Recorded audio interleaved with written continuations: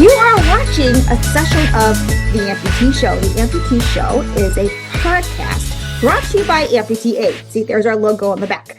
Amputee Aid is a 501c3 nonprofit located right here in Pittsburgh, Pennsylvania, but serving folks in the limb loss and limb difference community all over the country. And one of the many things that we do is online advocacy.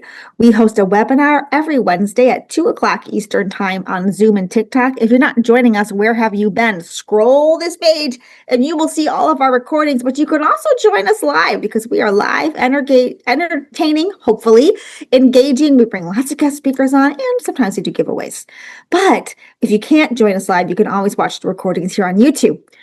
Part of our advocacy is also taking what we call deeper dives, more intimate and private conversations about topics, people, campaigns, concepts that we learn about during our webinars Life Amplified. That's where you are right now. You are in our deeper dive, private, more intimate conversation called the Amputee Show. For this session, we've asked Clarence, aka Mr. Robo Cop Leg, to join us. You all, if you join our webinars and watch the recordings, you hear me shout out Clarence a lot because Clarence is a supporter, but also all over social media and an advocate for amputees and amputee lifestyle. So Clarence, thank you for agreeing to come on the Amputee Show. How are you doing today? I'm doing wonderful. Thanks for having me. Well, yeah, thank you. We are grateful, thankful, and blessed that you are part of our community and also that you are allowing us into your life, not just Amputee Aid, but anyone who watches your social media can see your life in the raw, everyday life, and we'll talk about that in a little bit about why that is important to amputees and why you do that. I want to start though, even before we introduce you, I want to start with something, which is Amp Fam for Life. Anybody who knows Clarence is going to see that tagline all over the place.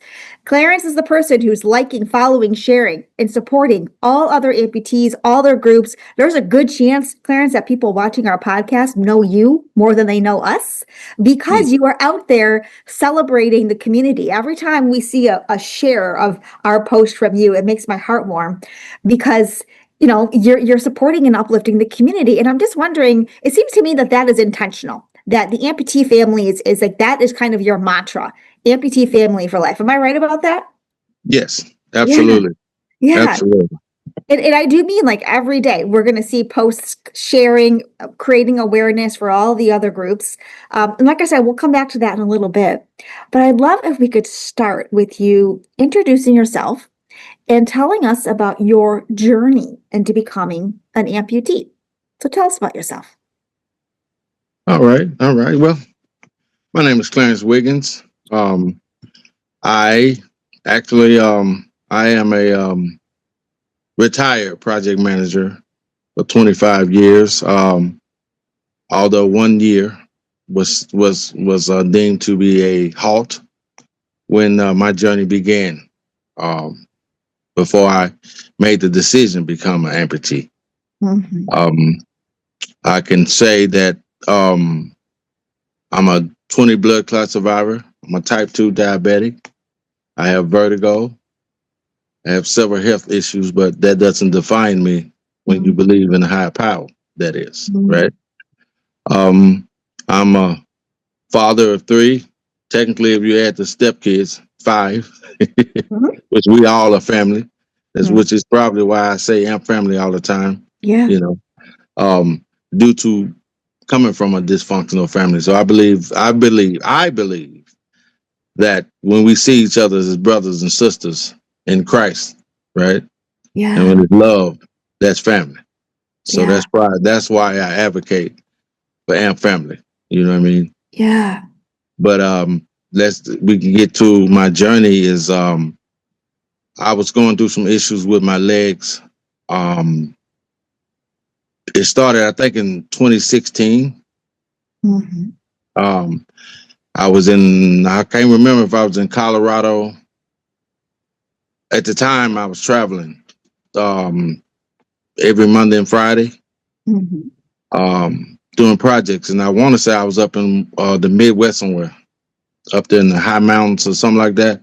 Mm-hmm. And I started discovering some pain in my right leg.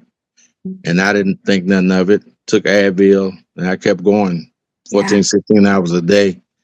And I think that was the first time they told me I had a blood clot because I had to spend 3 days in the hospital. But fast forward, didn't think nothing of it. You know, blood clots, I had to take blood thinners, and I'm just back to work and trying to provide and, you know, be there for my family. And I think it was July, guys. It's been 9 years, so forgive me if I misquote some things, but I think it was July of 2017. I'm sorry. 2017, guys. It was right before the 4th of July. And I had to go do a project in Myrtle Beach. Now, this I'll never forget. I had to go do a project in Myrtle Beach. Me and my wife went down, and I'm working and everything. And then all of a sudden, my leg and foot just started swelling, just ballooned. And I couldn't understand what was going on. So me being scary and uncomfortable with the doctors and physicians that I know and being home. So me, a man, being boneheaded, I should have went to the hospital in Myrtle Beach, South Carolina, but I didn't. So we drive, I think it's 5 to 7 hours. Because I live in Georgia. So we drove all the way back. And I just, before we got in the house, I could not walk. Oh my gosh. So we had to switch and go to the emergency room. And from there, I spent, they sent me home. They gave me some medicine. They sent me home, and they told me to put my foot in some ice. That was a mistake. That was a mistake. What happened, Clarence? That causes, I'm not, all that versed in the science of this thing, but I think that created crystals in my blood, and it's like jelly, that type of thing. So I wasn't getting no more blood flow to my foot, and from there it started dying, if you will. That created, I guess, charcoal, but it started getting black and things of that nature, and so it was bad. Thank you, Lord. It was bad to the point where I slept in my garage for, I think, almost 3.5 months because I couldn't take the temperature in the house. Really?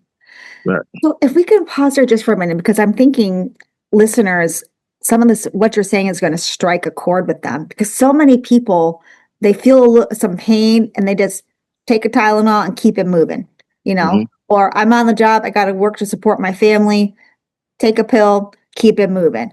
And I think a lot of people, they don't pay attention to their body, right? And they rely on medical advice they get, or for men in particular. Now, I am not a man, so I'm just generalizing here, but so you tell me if I'm right. Sometimes the men are like, just suck it up, be the man, not a big deal. I don't need to see a doctor, just go, and you go from that to charcoal foot, not being able to sleep in your house because of the temperature, and your life starts just changing radically. Yep. So tell us more. So you go about 3 months, you said, trying to. Yeah, I had to sleep in my garage for not quite 3.5 months, but somewhere in there. In 2 chairs, a fan, and family love. But there, I became closer to God. Let me get that out the way. We became one. That's when I really understood how to not only give love, receive love in a spiritual way. And from there, I podiatrists, plenty of doctors, 4 opinions. Yeah. They did the hyperbaric chamber on me. I had to do that for like 4 or 5 days a week. That didn't work. They did a bypass where they had to try to go on my left side to, I guess you would say put veins, if I'm saying that right. Yeah. Veins to try to get some blood flow. That didn't work. So it had got to the point to where it was hurting so bad, I just wanted the best option. Yeah. So they You told were not me, working during this time either, right? You were no, not. I couldn't work. No There work, you go. So you go no from this money. project management job, working, traveling all the time, providing for your family to hard stop, no money coming in, medical procedures every week, not being Right. able to like fulfill that provider role. I'd imagine that really took a toll on your self-esteem too. It did. It Yeah. did. When I was, cause most men, not all, but I can't speak. I can only speak my truth. Yeah. We have a problem with confessing how we Yeah. feel to our significant other, just anybody. It did. I was depressed for a moment. I even questioned the higher power for one day because I didn't understand what was happening. But then I had to take accountability for certain things that I could have done better when you're talking about how you eat, how you process things. But from there, I wanted the best decision, and they told me it would be an amputation. And they said it would be below knee, Mhm. but they said since I'm a diabetic type 2, it was going to take longer to heal. Okay. And all I wanted was the pain to go away. Because it At wasn't that, just your leg at that point, right? Other parts of your body were also being affected. yes. How about My that? whole right side Mhm. was limp during that time. My whole nervous system on my right side Mhm. was limp. I had to learn how to do everything with my left at that time. Yeah. I forgot to tell you that. So it's been 9 years, guys, so forgive me. Yeah. That's But okay. I was limp. I was limp for I would say this. I was limp all the way up to October I want to say the 13th, because I had the surgery on the 17th, Got it. if I'm not mistaken. I know it was in October. Yeah. I know 3 days before the surgery, in prayer and believe, Yeah. I start being able to move this hand because it was like this, Interesting. and I started being able to move this hand. So I was grateful for that. But I know the day of the surgery, my hand was able to move. Now I had to relearn how to use it again because it had been Yeah. down for so long. Yeah. But I started getting movement, and I think faith. And when Mhm. they told me the amputation would give me a better quality of life, I didn't know what it was going to be. I didn't know the outcome, but I believed it. You believed it. I think I also often wonder about this for folks who have had an amputation scheduled, or maybe they have one coming up and they're just wondering, like, how do I plan? What is it going to be like? Maybe that anxiety leading up to the date. There's often this phrase that you've had a quote, elective amputation. From your perspective, did you feel that you had a choice, like a real choice? Or do you have any issues with people referring to an amputation as an elective amputation? I honestly never heard of that Okay. before in all the groups that I've been in. Yeah. For me, I can only speak my truth. Yeah. I took ownership in my choice, Okay. right? Because I once again, you have to. I always say mentally, I had to focus on the mental and spiritual first, Hmm. and the physical is a bonus. Hmm. So once I locked into that, I didn't know what my future was going to be, but I knew believing Got in it. who I am. Because I've always said that I'm a human being that happened to be an amputee. Mhm. So you have to embrace who you are, good, bad, and indifferent, right? Yeah.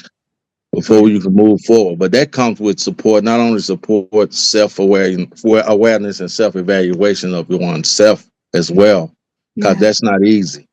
I think other than those who accident or maybe were born that way, but when you get a chance to make a decision to Yeah. amputate, I think we all go through it after, but it's a lot of trauma that may have didn't get fixed when you're Mhm. going through this depression, anxieties and insecurities and things of that nature. And I'm grateful that I was able to go down that rabbit hole Yeah. and not only forgive myself, not I told myself I wasn't a victim anymore. Yeah, yeah. I right? wanted to ask you about that because, coming up to this point where you are given an option of amputation, it wasn't just you making the decision for yourself. You also talked to your family, and it seems like this process kind of brought up history and things that you had maybe stuffed down Mhm. inside. Can you can you tell us a little bit more about that, about who you consulted and why, and kind of how you mentally worked through all of the things that were kind of coming up to the surface now that you were having this major life change? Yeah, sure. I asked God to use me as a vessel. Mhm. I asked Him to allow me to be vulnerable, but still be a man, Mhm. but be vulnerable enough to not only receive, but give the criticism that I needed to make me a better version of me. Mhm. And I finally sat down with my wife. I sat down with my wife after God now. I sat down with my wife. I talked to my mom before she got rest her soul, and my daughters. And the first thing I asked my wife, would she still love me? Mhm. Um, even with missing limb. And it's crazy because I want to say maybe 2, 3 years before all this started, I remember looking at my wife. We were just having regular conversation. That's my best friend. And I told her if something happened to me physically, I would still love her the same way I did when I met her. She Mhm. didn't believe it, right? Uh-huh. So here we go. Right. I go Putting it through to the this journey. test. Yeah. Yeah, I go through this journey, and I think it was probably 2 weeks after the amputation. I asked her what she think now because I needed that. Because there's a lot of people out there don't have the support that I Yeah. have, and some, unfortunately, and my heart goes out to them. Their loved ones left them, and all that kind of tragedy stuff. So it's hard to speak to that when that hadn't happened to me. Yeah. Right. Yeah. That's why I always just try to speak love. You know what I mean? Yes. And that's why my mantra is Amp Family, because Yeah. it's a lot of us that don't have family. Yep. That is Even so though you got family, you don't have family, if you understand. yes. Some Yes. people So true. some people are in a dysfunctional bad situation, right? Yeah. And so it's sad. But however, me and my wife, we really connected. Yeah. And she's been my rock through it all. And I realized that they're going through it too. Yeah. And I was going through it so much, I wanted to know how do they really feel. Yeah. And they was worried about me, you Is know. that what you learned when you talked to them, that they were worried about you? Yeah, Yeah. tremendously. Because I'm like the spark. I'm animated. Mhm. As they say, I'm the guy that keep Yes. everything flowing, level headed and stuff like that. So I didn't want them to feel that way. And so we had to have some hard conversations. And Yeah. I thank them for that. Because as a man at my job, that's all we know, provide, and stuff like that. So protect. And Yes. that's where my heart was and still is. But I had to realize we are a unit. Yeah. I wonder And if part of the thought was somehow you were going to become less of a man because you were losing part of your limb, but that's not what happened. If anything, you are perceived as more of a man for being transparent and, open and willing to share. indeed. But I Yeah. think that's the thing that we have to teach as men, even as amputees. It's okay to be vulnerable. Yeah. I think a lot of times most men, not just men, but as amputees, we be in self defense mode, if you will, after Yeah. we get an amputation. So our heart be guarded. Yeah. You know what I mean? We be in self defense mode, and we wanted somebody to listen to us. That's Yeah. why these platforms are so important, because we just want somebody to listen to us. Yes. Yeah. And I also think, sharing your story, which we've been doing all year long, sharing folks' stories, someone listening to this, probably more than one person, is going to connect with you because some of what you've experienced and what you're saying, they might not be brave enough yet to vocalize it, but inside they're like, yeah, I get it. I feel the same way. I wanted to go back to your family for a moment because you also mentioned that you talked to your mom, who has since passed away. Mm-hmm.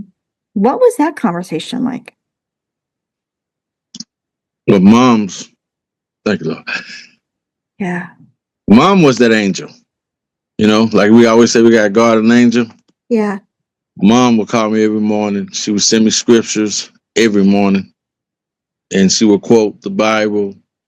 She would quote all kind of things for me to mentally stay strong and to stay in who I am. Because she always knew, she didn't know this was going to happen, but she always knew there was something about me that once I got out of my insecurities of my past and the bullying and certain trauma that had happened to me, she knew I was a real believer of love and faith. I just had to find it. Right. Yeah. And so she was an important key. And vice versa. I think my relationship with my wife allowed her relationship with my stepfather to get stronger. Okay. Interesting. Because me and my wife, it'll be 19 years in October the 12th, and we ain't never had one argument. Happy early anniversary. We need a whole podcast on what your tools and tricks are for that. That's pretty rare We to have not have an never had argument. one argument. Wow. So that's a blessing for me and just for us as a unit. But for me, it still goes back to not allowing whatever happened to you. You don't put that on nobody else. Yeah. Right? Mm-hmm. And that's tough to manage, guys. This is not easy. I will say this. I'm grateful because God got me here for a reason. I'm a 20 blood clot survivor. Yeah. And I'm here for a reason. And my purpose is to show love and give love the best way I can. That's all I know how to do is lead. Yeah. Right. Yeah. You might not like certain things I say, but I mean well. I mean well with everything I got. The intellectualness and things of that nature. Sometimes energy is about love. Yeah. And if you understand it, it don't have to be the perfect word. Yeah. Yeah. Or I often think people, you don't need to have the right answer. You just need someone who cares about you. Absolutely. Now, and we'll come back to that in a little bit because it kind of touches on your social media presence and your connection to other people in the amputee community. But I want to go back to you having your surgery. So it's scheduled. You see kind of my life is going to change in some way. A little bit of hope, maybe it's going to be better. It's going to be better. But you had your amputation. And at that time, your nickname, Mr. Robo Cop Leg, came into existence. Yes. So tell us how did that happen? How did we land on Robo Cop Leg? But believe it or not, as a kid, I always was a big dreamer. Uh-huh. And even as a grown man, I'd be 56 end of this month. You still have that in you. Uh-huh. And at that time, I came out of surgery, and they asked me what was I gonna name my prosthetic, and I said I'm gonna be Mr. Robo Cop Leg for two reasons.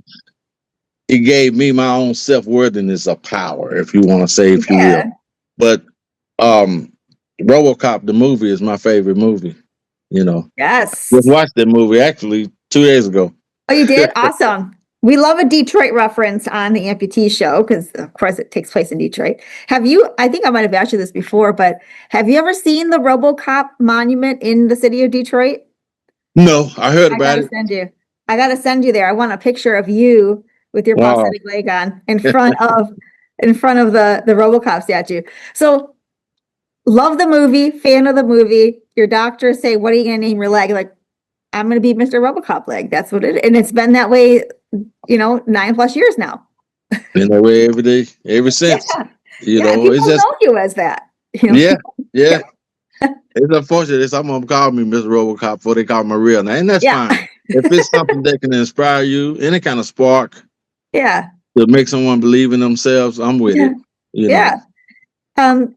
I want to touch upon a little bit your recovery journey before we talk about life now and social media and you sharing your life with people.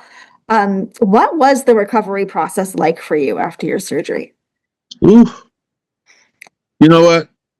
It was tough, but I'm thankful for it. I fell out the bed the first night home at the hospital because Ouch. I had to use the restroom and I thought I had my legs. Mm. I fell the first night. Oh man. It's funny now, but it was so scary. But I had all my mind clicked in, Yeah. and I kept my residual limb, as I call my turkey leg. Uh-huh. I don't mind saying it, but I call it my Uh-huh. turkey leg. Uh-huh. And I still had it in the air because I still had stitches. Uh-huh. But what it did do was teach me, because they gave me a soft cast. Uh-huh. It took me to put that doggone cast on. I'll tell you that. You Yep. know, life lessons. It was tough because I don't heal fast as others because I'm a diabetic. So it Sure. took almost, I want to say, 7 months before me to fully heal to get my first Robo Cop Leg. And so that was kind of frustrating Yeah. because I wanted to move around. But Yeah. what it did teach me was how to adapt. And then I'm 6'2", almost 6'3". So when I was in my wheelchair, I call it my Cadillac. Your My Cadillac? wheelchair. I Yeah. love it. When I was in my wheelchair, I was still kind of tall enough to cook and be over Uh-huh. the stove. You just had to manage, right? Yeah. Yeah. And pay attention to what you're doing before you do it. One thing about this journey is teach you how to see the simple things, and you Mhm. value the simple wins as much as the big wins. So it was a journey. To this day, actually, I'll be 9 years in. I've only really been fully functional probably the last 4 years. Really?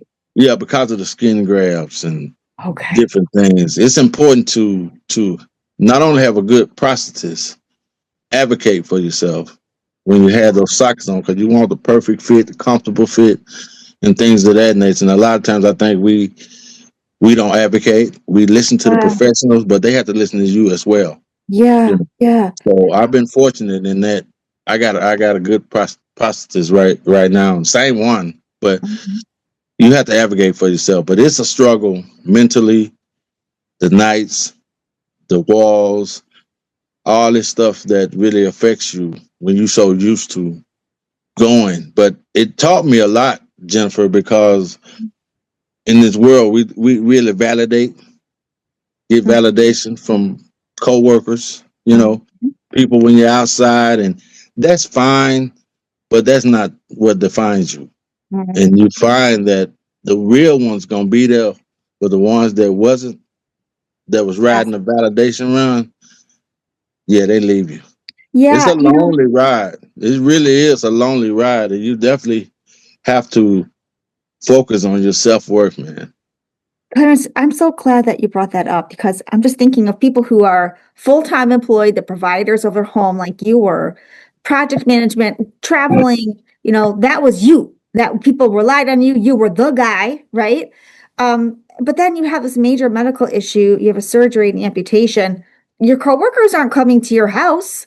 They're Mm-mm, not, offering to pay your bills. They're not coming there mm-mm. saying, hey, my guy, let's hang out.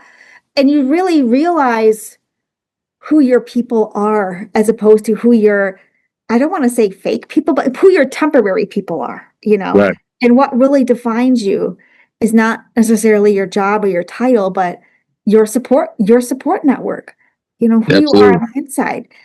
Some people have a really hard time adjusting to that. I think a lot of people do.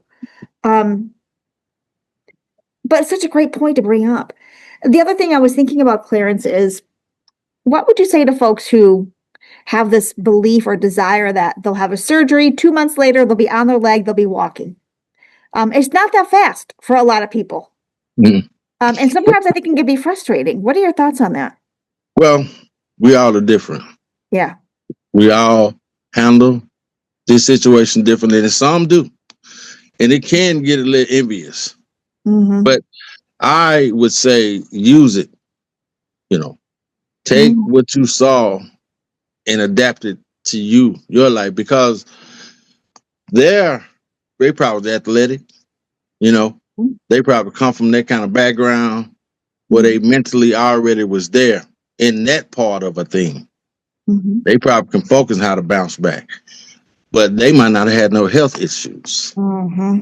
So before you judge, know that, if you don't know the situation, just know that, because when you got health issues, you got to attack all these things Yeah. before you can even make that first step. That's one thing I learned, and thanks for being in management, because when you've been in management leaders, you understand how to maneuver all these things, Mm. and you learn how to manage certain things. So don't, be Yeah. open enough to ask them, because it is something they can inspire you with, right? Yeah. Because they got that motivation. There might be something internally you can inspire them with. We all got gifts, Yeah. you know. Yeah. And I think that right there causes a lot when you don't know.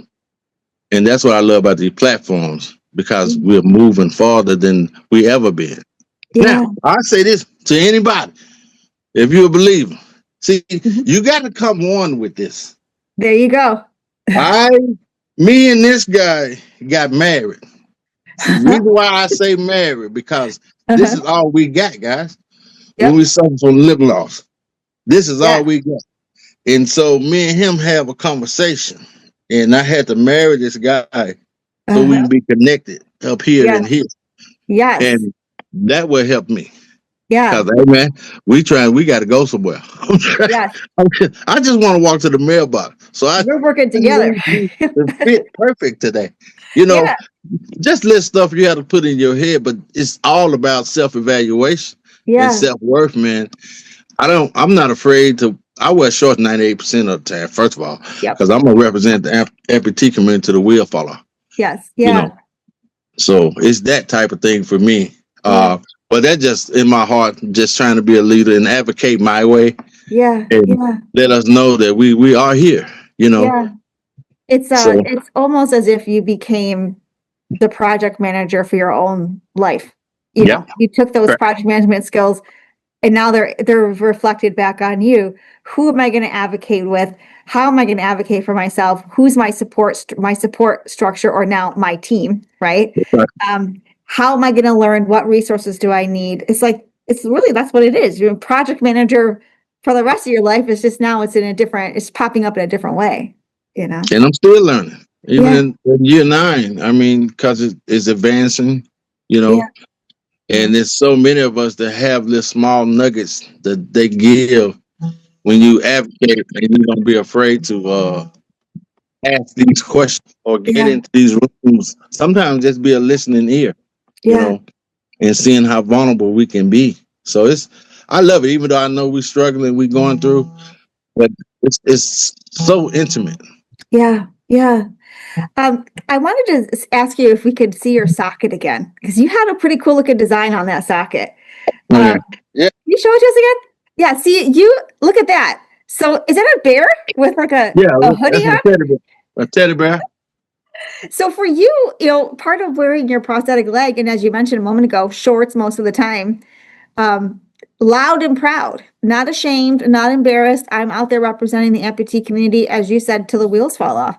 And I wanted to turn to that next, because that is part of your social media presence, which is one of the reasons we started gravitating to you almost immediately when Amputee Aid opened, is that you share your life, everyday life. You're a great person, but it's not like all the glossy, like I'm running a marathon and, I'm the perfect buff amputee. You're great. Don't get me wrong. But like you show just everyday life. Is that intentional? Well, it's me being comfortable with being who I am.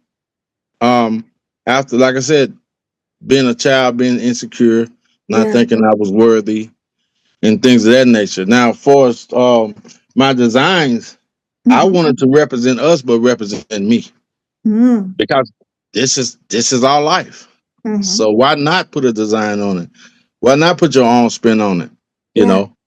So for me, because it's mine, I might as well, put a little spark on it, and stuff like that. So that was just all my ode to not only representing us, but my ode to myself. Yeah. That type of thing. Yeah. Your social media often features your family members as well. Your grandkiddos, I think your daughters are on there some of the time. How do they, especially the younger ones, how do they react when they see you with your leg on, with your leg off? Is there any weirdness about that? Or is it just like, that's him? That's how he is? No, they honestly, they don't even treat me like I'm an amputee, to be honest with you. My grandson, he came to the world. I was an amputee, so he used to it. Yeah. You know, he just know Papa C had to add an attachment, and Papa C keep going. My kids, they didn't care. They just didn't want their daddy to go through the pain no more. Yeah. Honestly, they didn't even care. You know, as far as me losing a limb, they cared if it didn't affect me. Yeah. But nah, they love me for who I am. Yeah. But I think that just comes with the mindset of loving me, you know, because you got to love you first. Yeah. You know, if you got to find that silver lining where you can love you in good, better, and different. Even if you're on an island by yourself, you know you can get through if you face through it. Yeah. And I don't take no glorification from the things I do because I'm a vessel. You know, I'm a vessel, and I just try to move with what the higher power allows my heart to do. You know, because this is not for praises. That ain't what this is. This for trying to inspire the next, and hopefully they'll inspire somebody. Yeah. Yeah. Now, did you have, so you're an inspiration for lots of people. Some people who have never met you, they just follow you on social media. But I'm wondering if when you became an amputee, did you have any role models or family members or friends, people that you could ask questions of or rely upon kind of as you were learning how to live this new lifestyle? Yes. You did. Before I knew about the amputee groups, I got a cousin who's 6'8". He's a left below me. Okay. He called me before the decision was made, and he was sharing me his story, you know, and me listening to his story inspired me. And then my mom's old neighbor, Roosevelt Green, he was an amputee below knee. And both of them, but we all from Mississippi, so he stayed right next door. So we used to talk. He gave me a lot of wisdom, even before this situation. Yeah. So for all that allowed me to really see a different perspective. And it allowed me to see that we all became limb loss, you know what I mean? Yeah. In different ways. And it's all about the perspective. But we still have to deal with the phantom pain issues, all these other issues that may come. Yeah. But mentally, it taught me how to be patient. Yeah. As tough as that's tough. Yeah. In this journey, but it taught me how to be patient because I might be jumping the gun, which I have. You know, I've snuck out the house before I got my leg, got in trouble. Oh man, that's a whole nother story. But hey, can you tell us? Wait, did you get in legal trouble or just trouble at home? No, okay. Thank you. I got legal trouble with my wife. That's bad enough. That's sometimes worse. Yeah, I probably was. I don't know. I think I might have been 5 months in. And it was just burning in me to just try, you know. And I'm like, well, you right-handed, how you gonna drive, you know? And then I'm looking down, like, man, you almost 6'3", man. You's not going to tell me you can't drive with your left foot. And I just got up. It was about 3 o'clock in the morning. I remember it seemed like it was the deja vu. I remember getting that walker, sneaking out the house, getting in my truck, and I drove to the racetrack. It's probably not even 2 miles. I drove to the racetrack, and I got some coffee. And the guy brought it out for me. But I went to the racetrack and got some coffee, and it was tough. I was sweating like a motherfucker. Yeah, I bet you were. The thing was to get it done and do it is take your time, don't rush. Yeah. And do it, you know. So I did it and I got home. She didn't even know. That's just how smooth it was. I was honest enough to tell her once she woke up. Yeah. And I told her, I said, you know, I left the house, sweetheart. And, you know, she gave me the business. Yeah. But you didn't do that again. For myself, I did. I'm gonna be honest. You know, I did. But it empowered me. Yeah. You know, it's not, guys, that's not the best practice. Right. I always have somebody. I'm more of a, I ain't gonna say, I'm a good-hearted rebel in a Uh-huh. way. Because as a man, you want to see if you can do these things and Yeah. stuff like that. So that sparks some stuff in me. And for those who follow me, they don't see me on my buttocks going upstairs. Yeah. They don't see me do so much stuff without my leg. Yeah. Because now I'm motivated. Yeah. And now I still can mean something in this world, even though I'm Yeah. missing a limb. In my Yeah. mind, right? Yeah. I'm doing something. So it started making me feel more human, more this Yeah. and more that. And, Yeah. from that point, I'm going to try it. Long Yeah. as I look at it and I pay attention to it and see if I can adapt, because you just can't do it as fast as you used to, but you still can Yeah. get it done. Yeah. For the most of us. Because Yeah. some still can't, right?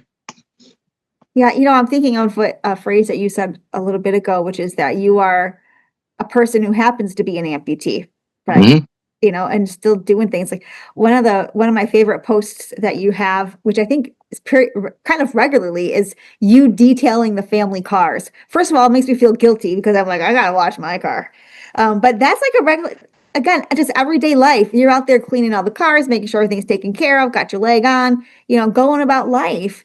And I think one of the reasons your social media is so striking is because people need to see that, right? They need to see like just everyday life.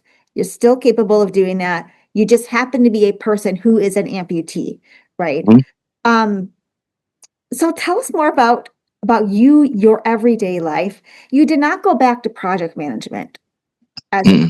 right? Okay. So what is your life filled with now? You mentioned your grandson. Sounds like you do a lot of hanging out with your grandbaby. Yeah, that's my job now, is granddaddy daycare. Yeah. I'm a full-time granddaddy daycare. I would say that. Honestly, all jokes aside, unfortunately, due to my health issues, being a factor five blood clot Mhm. recipient, I had to force retire. So Yeah. it took a long time for me to get on disability, but that's my life. Yeah. So I do have to get up and move around. So I can't sit still for a long time, even Yeah. though I'm on blood thinners and stuff Yeah. like that. But there's only so much I can do. Yeah. If I fall, I got to go to the hospital, Right. Yeah. immediately Yeah. because of the blood clots. So I'm in one of them sensitive type situations due to the Uh-huh. blood clots in my health. But I'm here. That don't define me. Mhm. So my day to day is finding this stuff to do around the house, yard work. You know, if it can save us $100 getting the yard man come, I'm out there. If it Yeah. take me 3 days to do it, I'm gonna do it. You I'm just just made gonna take 3 days $100 as to far do as it. I'm concerned, Yeah. Yeah. Anything I can do to maintain a sense of balance, Yeah. for myself. Yeah. That's all. Finding this stuff to be proud of yourself for, Yeah. that's all it is. It's tough for most when Yeah. you've worked and you've been doing this stuff Yeah. repetitively, and this happened. You just have to train your brain to know you have to do it repetitively to rehab. Yeah. Yeah. It's the same to me. In my mindset, it's the same difference. Now you just have to invest in you Yeah. at Yeah. this point. However that looks like, you have to invest in you so you can be really a believer in what your capabilities are. Not so much for the loved ones, even though we need that. Mm-hmm. Because once you show your leadership and your ability, it'll all fall in line. And I just, again, when you've been bullied and stuff like that, and you find that, you know what I mean? You're going to show that leadership for yourself. It don't Yeah. matter how they feel for you. As Yeah. long as you know you the best version of you, and long as I know I'm making Clarence Wiggin, Mr. Robo Cop Leg proud, I'm good with the results. Yeah. Yeah. I'm thinking of that phrase, you are your own best project. You Mm-hmm. have to invest in you. No one's going to invest in you more than you. And you're also Absolutely. worthy of being invested in. Absolutely. We all Um, are worthy. yeah. Yeah. As we're coming to the end of our conversation together, I wanted to go back to uh, your discussion about groups. For people who don't have, maybe they don't know anyone who's an amputee, they have family, but not family. You know what I mean? Groups, online groups, support groups, social groups seem to be an important part of your journey as an amputee and through recovery. You, for example, you're a member of several groups. What would you say to folks about how to find an online group or a group in their area that they might want to join, or whether it's valuable? What are your thoughts on that? I think all of them are valuable. You have to be careful, right? Because there are some that's not for your best interest. Yeah. But I will say, try it, because everybody that's in these groups are not bad people. Right. Right. So for me, I got in, unbiased. I got in being me. Yeah. And that'll allow you to lead to a individual that could help you. Yes. Or just be a student. Have your checkoff list. If they're not saying nothing that vibe with you, okay, I got to move on to the next. But if you don't try nothing, you ain't gonna get nothing. Yeah. Yeah. And now it's we in a world now that's social media, whether it be social media, AI, practical stuff is out here. And just use it to be a template. And then that'll give you a little more confidence, because it's gonna take time to come out that shell. Ask anybody who done been through, because it's hard. It's hard to really be open and tell somebody you're struggling, male or female. Yeah. And that's tough. And for me, I had to understood that I was a father, I was a husband. So a lot of our leadership was already there. We just had to get out our feelings and ego. Yep.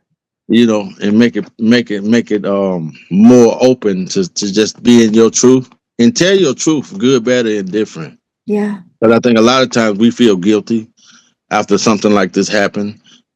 Stuff we may have done to the past. We may have had good intentions and did somebody wrong, right?